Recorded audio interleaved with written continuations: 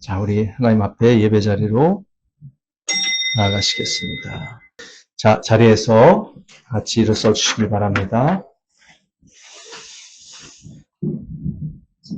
하나님은 영이시니 예배하는 자가 영과 진리로 예배할지니라. 아멘. 자, 오늘 말씀은 마태복음 5장 8절 말씀, 마음이 깨끗한 사람은 복이 있다. 두 번째 말씀 전하도록 하겠습니다. 2주 전에 전했던 말씀 이어서 합니다. 제가 성경 구절 한 번 더 읽어드립니다. 마음이 깨끗한 사람은 복이 있다. 그들이 하나님을 볼 것이다.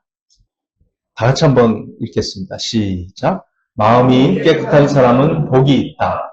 그들이 하나님을 볼 것이다. 아멘. 자, 구약성경의 시편 24편 3절에서 다윗 왕은 이렇게 질문합니다. 누가 주님의 산에 오를 수 있으며 누가 그 거룩한 곳에 들어설 수 있느냐, 이렇게 질문합니다. 그리고는 4절과 5절에서 그 질문에 답합니다. 깨끗한 손과 해맑은 마음을 가진 사람, 헛된 우상에게 마음이 팔리지 않고 거짓 맹세를 하지 않는 사람이다. 그런 사람은 주님께서 주시는 복을 받고 그를 구원하시는 하나님께로부터 의롭다고 인정받을 사람이다. 아멘. 여러분, 누가 천국에 들어갈까요? 누가 구원받을까요? 누가 의인일까요? 누가 하나님을 보게 될까요? 마태복음 5장 8절에서 예수님은 이 시편 24편을 한 절로 압축하셨습니다. 마음이 깨끗한 사람은 복이 있다. 그들이 하나님을 볼 것이다. 깨끗한 손과 순수한 마음을 가진 자들이 구원을 받는 자들입니다.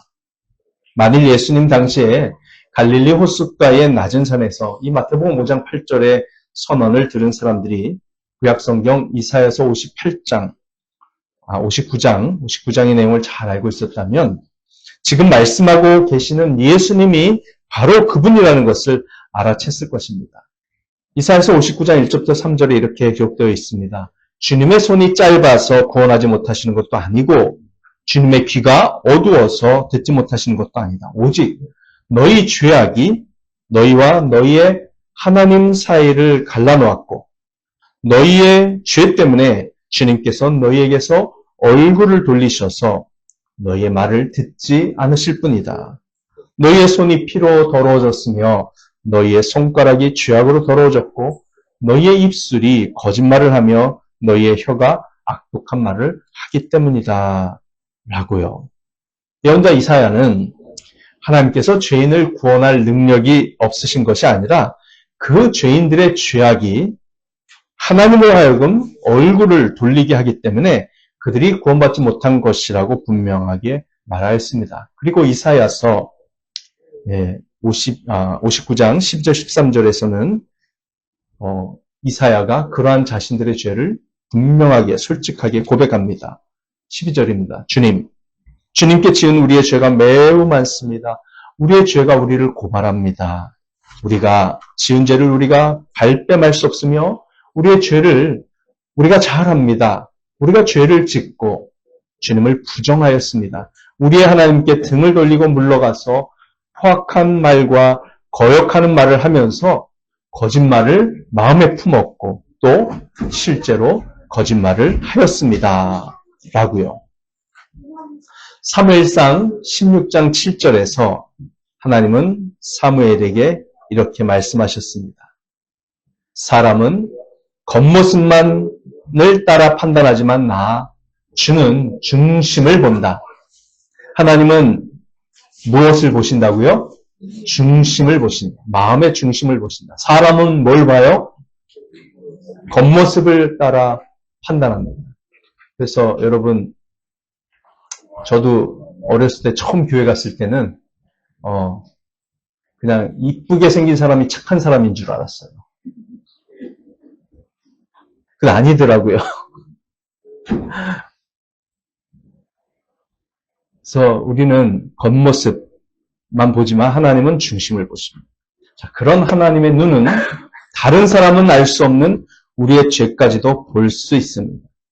하나님의 눈을 속일 수는 없습니다.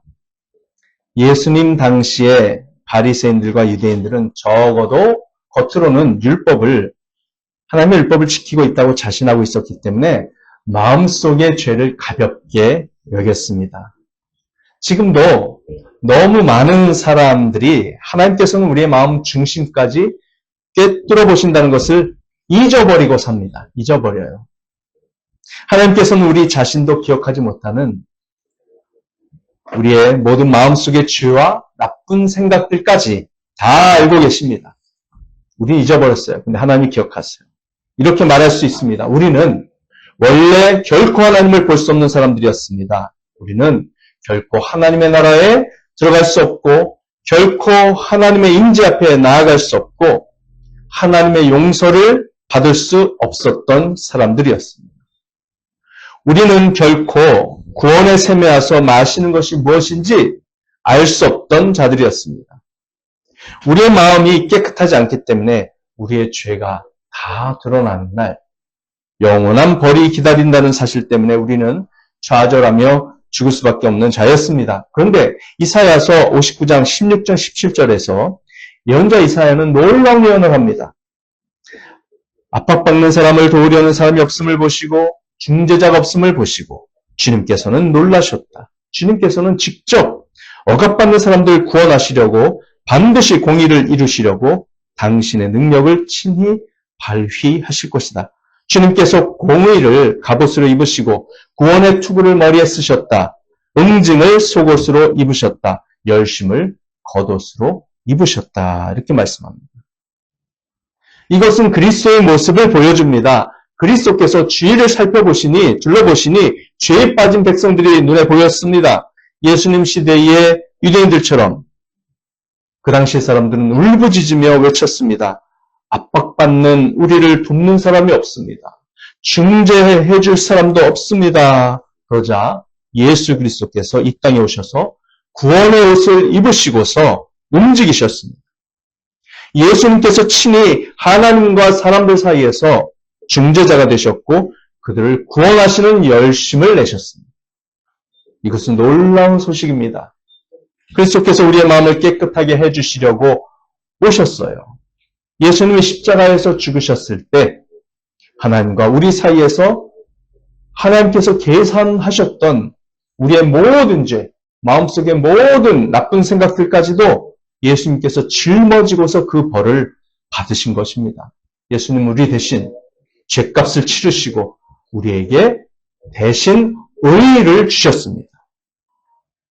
성경은 예수님을 믿는 자는 누구나 예수 그리스도 안에서 하나님으로부터 의롭게 여겨진다고 말씀합니다. 그것은 법정에서 무죄 선언을 받는다는 뜻과도 같습니다. 예수님께서 우리의 죄값을 다 치르셨으니 우리가 예수님을 믿고 예수님과 영적으로 하나가 되고 연합이 되면 하나님은 우리가 죄값을 다 치른 것과 같다고 법적으로 선언하십니다. 우리는 무죄가 됩니다. 의롭다고 선언을 받습니다. 여러분이 예수님을 믿을 때 하나님이 여러분을 보시면 하나님은 여러분을 마음이 깨끗한 자로 보십니다. 우리가 할 수 있는 다른 어떤 조건으로도 하나님은 우리를 그렇게 보지 않으실 것이에요. 오직 예수님께서 십자가에서 이루신 죽음, 그분의 피, 대속의 은혜를 근거로 해서 우리가 예수님을 구세주와 주님으로 믿고 그분과 영적으로 하나가 될 때만이 하나님께서 우리를 마음이 깨끗한 자로 여겨주십니다. 여러분, 마음이 깨끗한 자라니요. 얼마나 놀랍습니까? 죄는 가져가시고 의를 주십니다. 아멘. 아까 예배 전에 우리는 박우정 씨가 지은 나의 하나님이라는 곡을 불렀습니다. 거기에 그런 가사가 나왔지요. 나의 사랑, 너는 어여쁘고 참 귀하다. 그것은 구약성경 아가서에 나오는 말입니다. 그 다음 가사는 어느 보석보다 귀하다. 네가 사랑스럽지 않을 때 너를 온전히 사랑하고 너와 함께 하려 내가 왔노라. 이런 가사였습니다.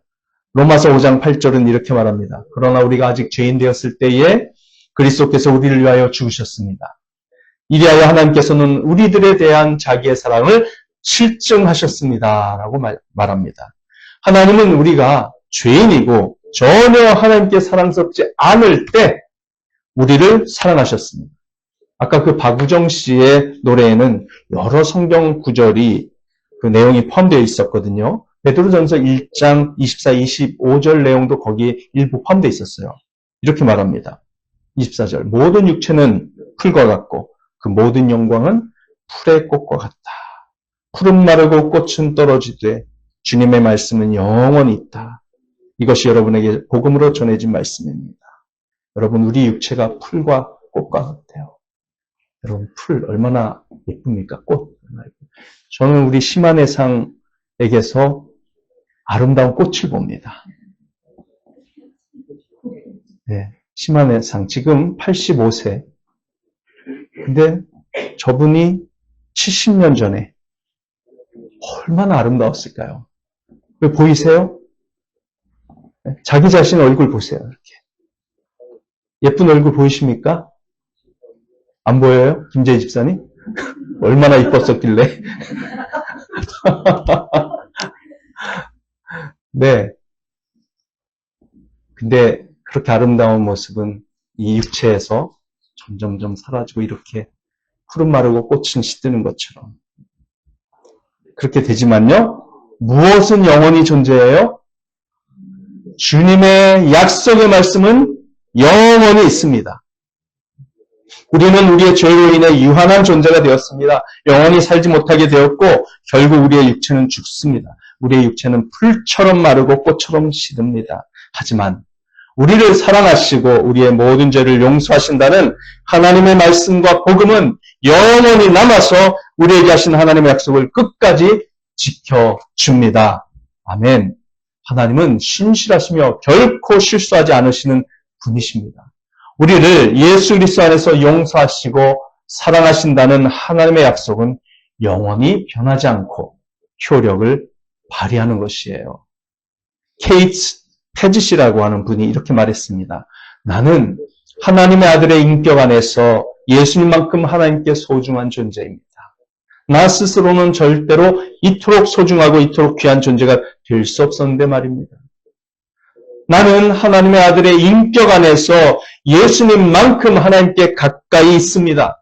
나 스스로는 절대로 하나님께 그토록 가깝고 아주 가깝게 갈 수 없었는데 말입니다. 라고 이야기를 했어요. 그리스도께서 우리의 죄인으로서의 자리를 대신하시고 나무의 십자가 위에서 대신 저주를 받고 자신의 몸으로 우리의 죄를 짊어지셨기에 예수님의 의로움이 우리에게 주어집니다. 아멘. 우리가 하나님을 볼 수 있고 하나님께 가까이 갈 수 있고 하나님으로부터 귀하고 사랑받는 존재로 여김을 받게 되었습니다. 너무나 감사한 일입니다. 어찌 이런 복된 은혜가 있단 말입니까? 이 설교 원고를 쓰면서 이 지점에서 제가 더 이상 쓸 수가 없었어요. 눈물이 나가지고. 이걸 생각하는데 얼마나 눈물이 나던지 이걸 이렇게 하다가 한참 멈추고 한참 울고 다시 썼어요. 여기 원고에는 눈물이 없지만. 여러분, 이러한 복된 소식을 우리만 누릴 수는 없지 않습니까? 다른 사람에게도 알려야 하지 않겠습니까? 하나님은 예수님 안에서 우리의 마음을 깨끗하다고 선언하십니다. 마음이 깨끗한 사람만이 하나님을 볼 수 있습니다. 예수님 안에서 우리가 성령을 받았기 때문에 우리는 이미 하나님을 본 사람들인 줄 믿습니다. 하나님이 우리를 의롭게 하셨다는 증거와 보증이 바로 우리 안에 오신 성령님이십니다. 그리고 성령이 우리에게 오시는 근거는 예수님의 십자가와 그리고 예수님께 대한 우리의 믿음입니다. 우리가 그 십자가의 사랑을 정말 거지와도 같은 겸손한 마음으로 받을 때 성령님이 우리에게 오십니다. 성령을 받은 사람에게 하나님은 너의 마음이 깨끗하다라고 선언하십니다. 여러분, 그렇다면 마음이 깨끗하다는 것은 무엇을 의미할까요? 첫째 살펴볼 단어는 마태복음 5장 8절의 마음이라는 단어인데요. 카르디아라는 그리스어입니다. 카르디아. 그런데 이 단어는 원래 심장을 뜻하는 그리스어입니다. 그래서 의학 용어에는 발음이 같은 카르디아가 들어간 표현이 많아요. 예를 들면 심근은 묘카르디움, 심근경색은 myocardial infarction, 심장 내막은 엔도카르디움, 심낭은 페리카르디움, 이렇게 표현이 됩니다. 성경이 심장을 뜻하는 이 단어를 사용하여 사람의 마음을 표현했을 때 그것은 항상 사람의 내면, 즉 그의 인격의 중심을 뜻합니다. 그런데 재미있는 것은요, 성경에서 이 마음이라는 단어는 감정이 아니고 주로 생각, 사고 과정을 의미한다는 것입니다. 성경에서는 마음이 반드시 감정을 의미하는 것은 아니에요. 성경이 감정을 말하고자 할 때는요, 내장이라는 단어를 쓴다고 제가 새벽기도 설교 때 말씀드린 적이 있습니다. 유대인들은요, 감정이 이 뱃속, 즉 복부나 또 간에서 느껴진다고 여겼습니다. 그래서 자비의 내장이라는 표현도 있어요. 그러니까 자비로운 감정이라는 뜻이에요. 자비로운 감정. 그것은 유대인들은 누군가를 진정으로 사랑할 때나 미워할 때 심장이 아닌 배에서 느끼며 나쁜 감정이 강하게 들면 속이 뒤집어진다고 생각했습니다. 여러분, 우리도 속 뒤집어진다는 말 하죠? 그 내장이에요, 그게. 오늘날 영어나 우리 동양인들의 표현에도 비슷한 느낌을 가진 것들이 있습니다. 마음은 심장입니다. 우리가 사람은 마음이 생각하는 대로라고 표현할 때가 있는데 마음은 곧 사고 과정과 같은 개념이라는 것을 보여줍니다. 하지만 주목할 점은요, 성경에서 때로 마음이라는 단어가 지성에서 파생된 의지와 감정을 가리키기도 한다는 것입니다. 예를 들면 우리가 온 마음을 다해서 어떤 일을 하면 먼저는 지성이 이 사고 과정을 총동원해서 그 일에 몰입을 합니다. 몰입. 그러면 그 생각의 몰입은 우리의 의지에 영향을 미치고 그 의지는 또한 다시 우리의 감정에 영향을 줍니다. 그러므로 우리 예수님께서 여기서 말씀하시는 마음이 깨끗한 자는 지정의를 다 포함한 내면을 가리키는 것이죠. 이것은 바리새인들과 율법주의자들을 향한 일침이었습니다. 이것은 그들은요, 사람들에게 겉모습만 잘 관리하면 된다, 겉으로 드러나는 종교적 행위를 열심히 하면 된다라는 식으로 가르쳤습니다. 그러나 예수님이 가르치신 것은 그들과 완전히 다릅니다. 하나님은 우리의 마음, 즉 지정의를 포함한 우리의 인격과 내면을 더욱 중요하게 생각하세요. 온 마음으로 예수님을 믿고 하나님을 사랑하는 것이 아니면 겉으로 드러나는 행동은 하나님께 인정받을 수 없습니다. 이것을 이해하는 데 좋은 성경 구절이 바로 잠언 4장 23절인데 굉장히 많습니다. 그런 구절이. 자, 잠언 4장 23절. 그 무엇보다도 같이요. 시작. 너는 내 마음을, 안 나오죠? 일본어가 나오네요. 그 무엇보다도 너는 내 마음을 지켜라. 그 마음이 바로 생명의 근원이기 때문이다. 이렇게 말씀합니다. 에베소서 6장 6절 7절도 있습니다. 사람을 기쁘게 하는 자들처럼 눈가림으로 하지 말고 그리스도의 종답게 진심으로 하나님의 뜻을 실천하십시오. 사람에게가 아니라 주님께 하듯이 기쁜 마음으로 섬기십시오. 마음을 여러 번 강조합니다. 예레미야 17장 9절 10절입니다. 만물보다 더 거짓되고 아주 썩은 것은 사람의 마음이다. 누가 그 속을 알 수 있습니까? 사람의 마음이니 누가 그 속을 알 수 있습니까? 각 사람의 마음을 살피고 심장을 감찰하며 각 사람의 행실과 행동에 따라 보상하는 이는 바로 나 주다라고 주님이 응답하십니다. 창세기 6장 5절 6절도 이렇게 말합니다. 주님께서는 사람의 죄악이 세상에 가득 차고 마음에 생각하는 모든 계획이 언제나 악한 것뿐임을 보시고서 땅 위에 사람 지으셨음을 후회하시며 마음 아파하셨다. 이렇게 말씀합니다. 여러분, 이 모든 말씀들이 가르쳐 주듯이 마음은 우리의 생각과 계획의 본거지이자 모든 행동의 근원입니다. 거기서 삶의 모든 문제가 비롯돼요. 그래서 예수님은 마태복음 15장 18절부터 20절에서 이렇게 말씀하셨어요. 그러나 입에서 나오는 것들은 마음에서 나오는데 그것들이 사람을 더럽힌다. 마음에서 악한 생각들이 나온다. 곧 살인과 간음과 음행과 도둑질과 거짓 증언과 비방이다. 비방. 이런 것들이 사람을 더럽힌다라고 예수님께서 말씀하셨어요. 하나님은 항상 내면을 중요하게 보십니다. 일주일 내내 교회에 다닌다 해도 저밖에 없네요. 일주일 내내 교회 다니는 사람. 그래도 제가 아무리 성경 들고 다니고 많은 성구를 외운다고 해도 마음이 깨끗하지 않으면 하나님의 기준에 미치지 못한 것입니다. 맨날 하나님의 그 기준에 미치지를 못해요, 제가. 이렇게 매일 와서 새벽 기도하고 설교하고 이러는데 맨날 보면 이 죄악된 마음이 올라온다고. 정말 이 죄인이에요. 뼛속까지 죄인입니다. 하나님은 우리의 마음을 보세요. 왜 그러실까요? 하나님은 왜 우리의 마음을 그렇게 중요하게 여기실까요? 그 답은 아까 읽었었던 사무엘상 16장 7절의 내용 때문입니다. 사람은 겉모습만을 따라 판단하지만 나 주는 중심을 본다라고 말씀하세요. 마음이 깨끗하다는 것이 무엇을 의미하는지 정확히 알려면 둘째 단어를 자세히 알아야 합니다. 두 번째 살펴볼 단어는 마태복음 5장 8절에 깨끗하다라는 단어입니다. 깨끗하다. 카타로스라는 그리스어예요. 카타로스라는 단어는 카타리조라는 동사에서 나온 명사인데요. 더러움과 악에서 깨끗하게 하는 것을 의미합니다. 도덕적인 의미에서는 죄에서 자유로워진다는 뜻입니다. 이 단어는 라틴어 카스타스와 비슷해요. 의학 분야에 종사하는 분들은요, 여기서 나온 단어 카타르시스가 무엇인지 아실 것입니다. 카타르시스는 원래 자궁을 깨끗하게 하는 의학적인 작용제를 말합니다.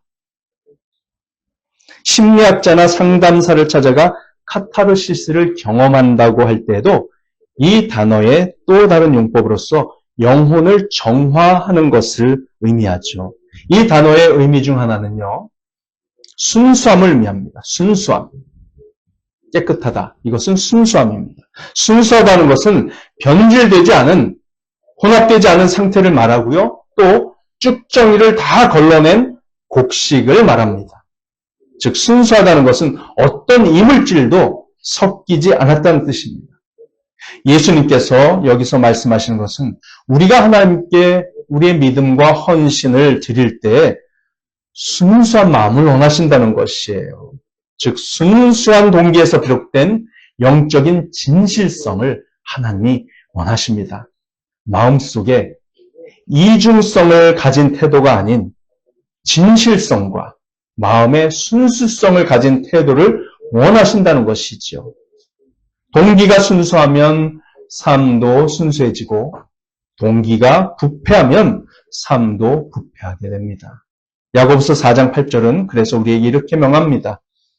하나님께로 가까이 가십시오. 그리하면 하나님께서 가까이 오실 것입니다. 죄인들이여 손을 깨끗이 하십시오. 두 마음을 품은 사람들이여 마음을 순결하게 하십시오라고 명합니다. 하나님은 순수한 동기를 원하시기 때문에 우리가 진실한 그리스도인이라면 우리도 그런 순수한 동기를 가지고 싶어 할 것입니다. 하지만 현실적인 결과는 우리가 마음으로 순수한 동기를 가진다고 해도 또 죄를 짓는다는 것이죠. 사도 바울은 우리의 그런 마음의 고통을 로마서 7장 19절부터 24절에서 자세히 고백하였습니다. 바울도 아마 고통을 많이 당했던 모양이에요. 제가 읽어드립니다. 나는 내가 원하는 선한 일은 하지 않고 도리어 원하지 않는 악한 일을 합니다. 내가 해서는 안 되는 것을 하면 그것을 하는 것은 내가 아니라 내 속에 자리를 잡고 있는 죄입니다. 여기에서 나는 법칙 하나를 발견하였습니다. 곧 나는 선을 행하려고 하는데 그러한 나에게 악이 붙어 있다는 것입니다. 나는 속사람으로는 하나님의 법을 즐거워하나 내 지체에는 다른 법이 있어서 내 마음의 법과 맞서서 싸우며 내 지체에 있는 죄의 법에 나를 포로로 만드는 것을 봅니다. 아, 나는 비참한 사람입니다.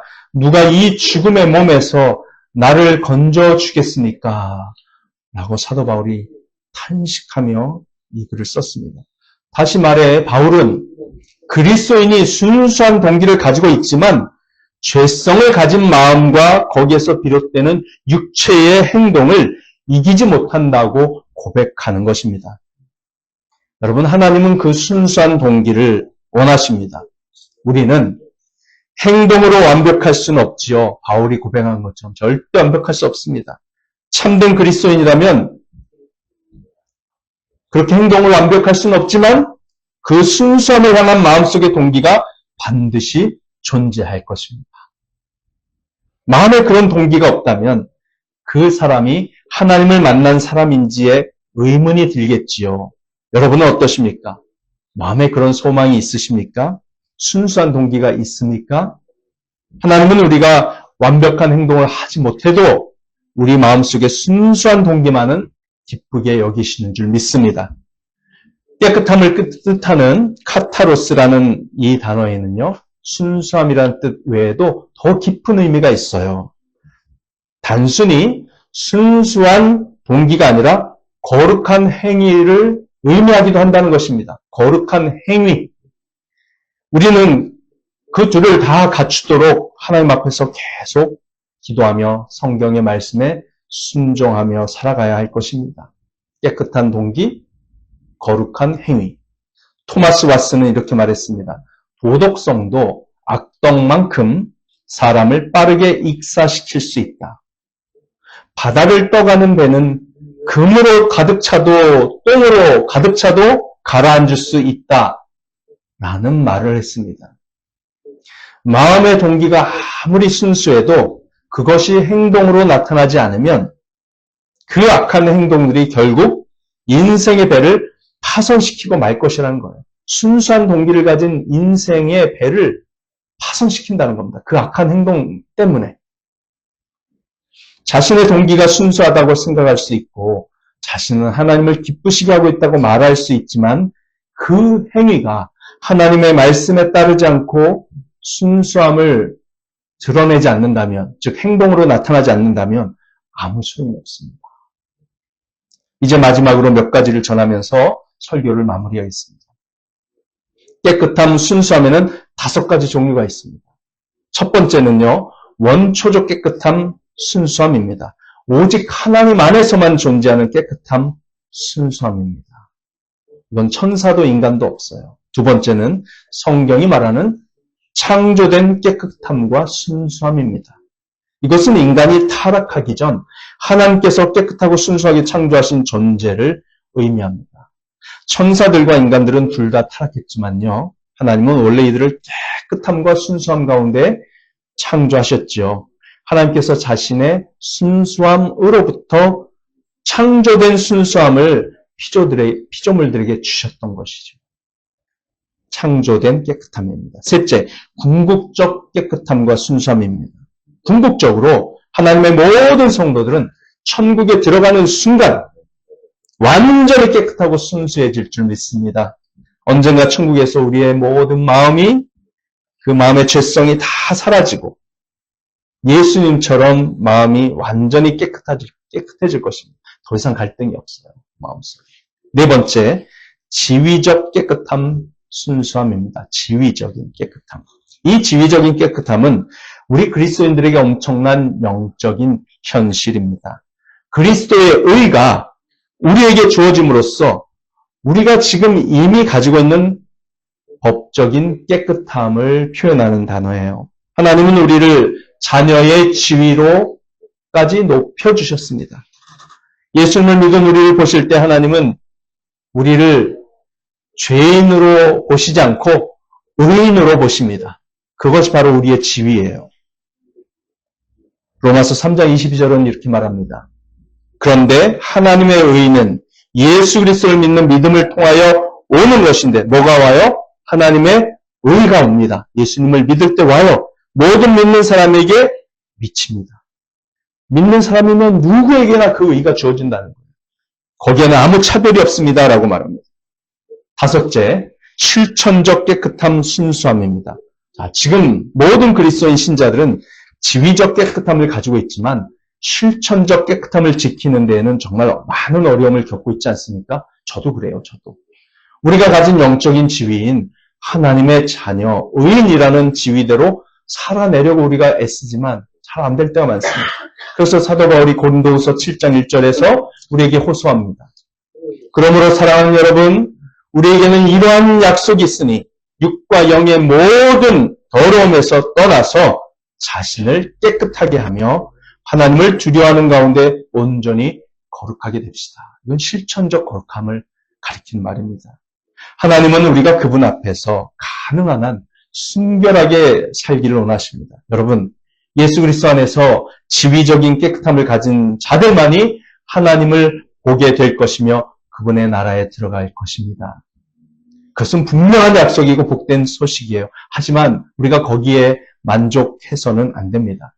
지위적인 깨끗함을 가진 자들은 자신의 삶 속에서 깨끗하고 순수한 동기, 순결한 생활로 그것을 나타낼 것입니다. 그것은 오직 성령의 도우심으로만 가능합니다. 그러므로 여러분의 삶에 그런 모습이 없다면 여러분은 그리스도인이 아니거나 불순종하며 사는 그리스도인입니다. 성령을 모시고 성령을 주인으로 섬기면서 살면 그러한 삶의 변화가 반드시 나타나게 돼 있어요. 물론 우리는 성령으로 충만한 삶, 성령께 온전히 순종한 삶에 자주 실패합니다. 그러나 성경은 실패를 어떻게 처리해야 하는지 가르쳐주죠. 우리는 마음속의 죄성과 사탄, 즉 악마로부터 불순해지려는 유혹을 받을 것입니다. 그럴 때 우리는 요한일서 1장 9절의 말씀대로 죄를 고백하고 곧장 깨끗함을 받아야 합니다. 그걸 내버려두면요, 더러워진 게 또 다른 더러움을 불러와요. 마음속에서, 생활 속에서. 즉각 고백하고 회개해야 됩니다. 두 번째, 에베소서 6장의 말씀대로 영적인 갑옷을 입고 무장하여서 사탄을 대적해야 합니다. 내가 왜 실패했을까? 이걸 생각하면서 무장을 해야 돼요. 무장. 실패해도 또 회개하고 영적 무장을 해야 합니다. 영적 무장을 해도요, 또 틈바구니를 비집고 우리를 유혹해요.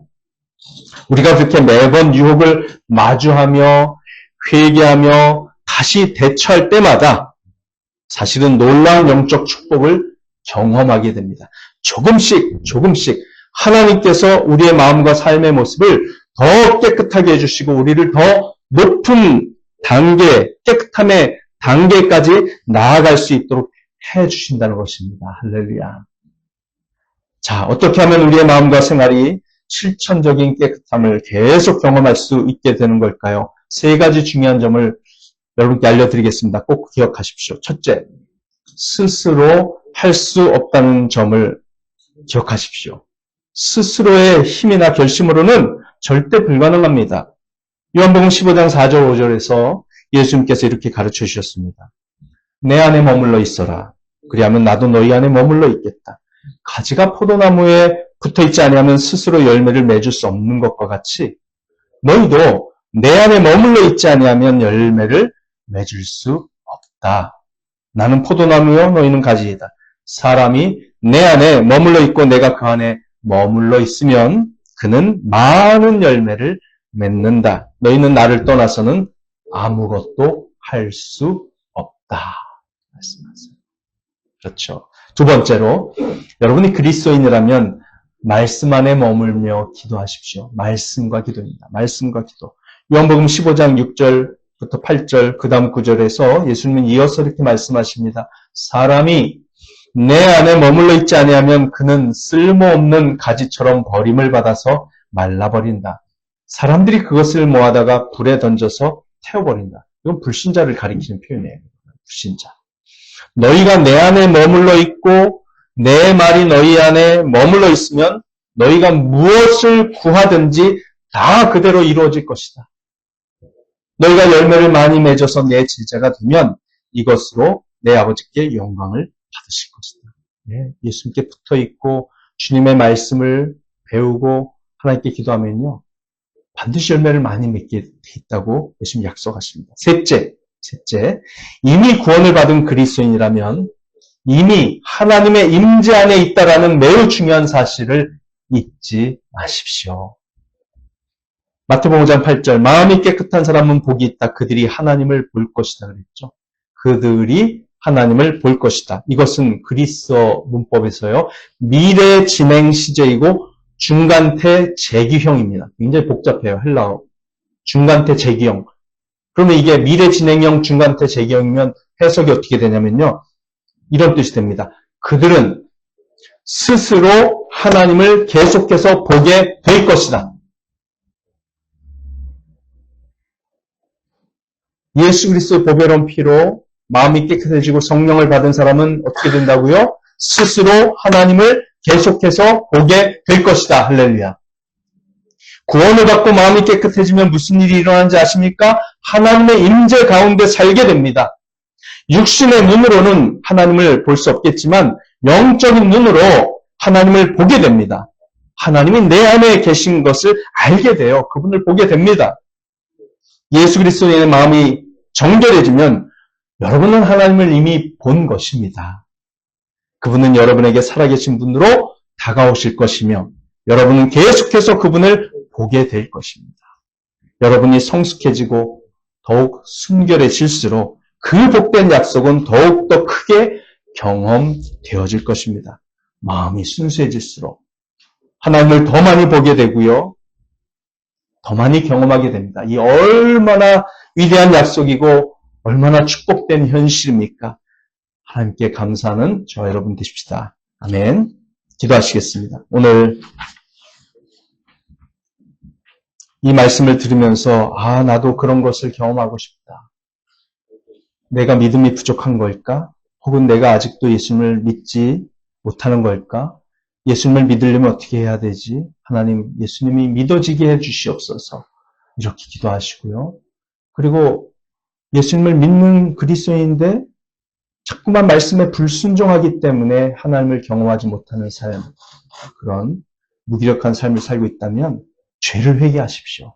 그리고 더욱더 기도와 말씀 가운데 하나님을 충만하게 경험할 수 있게 해달라고 기도하시기 바랍니다. 하나님은 반드시 기도를 응답해 주시는 분이십니다. 지금도 우리 주 예수 그리스도의 은혜와 하나님 아버지의 사랑과 성령의 교제가 영원토록 함께 있을지어다. 아멘.